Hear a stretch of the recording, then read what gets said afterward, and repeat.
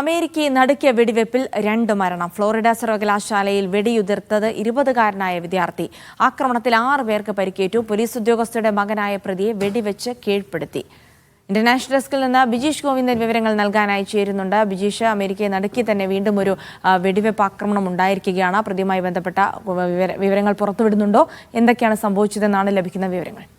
Jilsy, ടലഹാസിലുള്ള Harvard state യൂണിവേഴ്സിറ്റിയിലാണ് ഈ സംഭവം നടന്നത്. യൂണിവേഴ്സിറ്റി ക്യാമ്പസിനകത്ത് വെച്ച് ആണ് ഇത്തരത്തിലുള്ള ഒരു അക്രമം അരങ്ങേറിയത് എന്നുള്ളതാണ് റിപ്പോർട്ട്.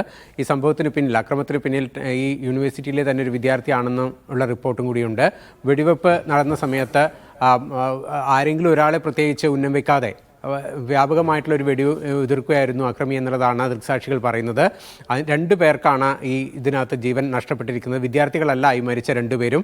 അതുപോലെ തന്നെ 5 പേർക്ക് വെടിയേറ്റിട്ടുള്ള പരിക്കുണ്ട്. ഒരാൾ ഈ അക്രമം നടക്കുന്ന സമയത്ത് ഓടി രക്ഷപ്പെടാൻ ശ്രമിക്കുന്നതിനിടെ വീണിട്ടാണ് ആളിന് പരിക്കേറ്റത്. ഈ സംഭവം നടക്കുന്ന സമയത്ത് സ്ഥലത്തെത്തിയ പോലീസ് നടത്തിയ വെടിവയ്പ്പിലാണ് അക്രമിക്ക് വെടിയേറ്റത്. ഗുരുതരമായ പരിക്കുണ്ട്, പക്ഷേ അദ്ദേഹത്തിന് ജീവഹാനി സംഭവിക്കില്ല എന്നുള്ളതാണ് അമേരിക്കയിൽ നിന്ന് വരുന്ന വിവരങ്ങൾ.